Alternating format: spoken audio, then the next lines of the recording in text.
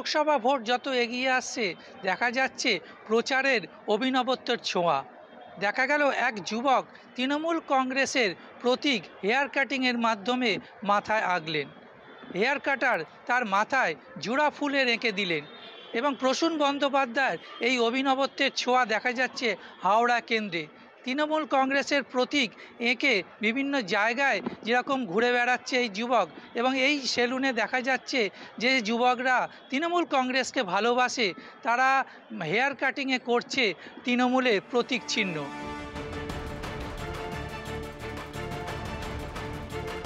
দেখতে তো ভালোই লাগছে, দাদার কাজও এমনি খুবই ভালো।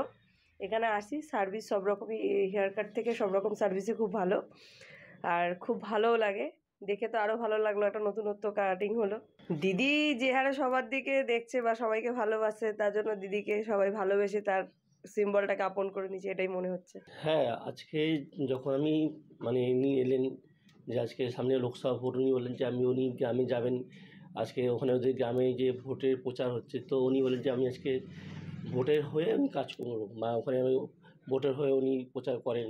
তো আমি যে ওই ভোটের যে লোগোটা উনি ওনার পিছনে বলেন যে করে দিতে, তো আমি চেষ্টা করলাম আজকে অল্প স্বল্প করে যে তুলে ধরার জন্য।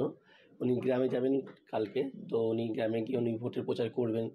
তো সেই কারণে উনি চাইছিলেন যে এটা ওনার প্রিয় পার্টির যে সিম্বল একটা যেন ওনার সঙ্গে থাকুক। ইনি আমাদের প্রিয় দিদির জোড়া ফুলের একটা চিহ্ন করেছেন, ওনাদের সিম্বল যে আছে জোড়া ফুল, সেই সিম্বলটা উনি তুলে ধরেছেন। আজকে আমি অল্প স্বল্প চেষ্টা করেছি তুলে ধরার। দেখা যাক এবারে ভোট প্রচারে কতটা ঝড় দেখা যায়। হাওড়া থেকে জগন্নাথ সামন্ত, আমার শহর কলকাতা টিভি।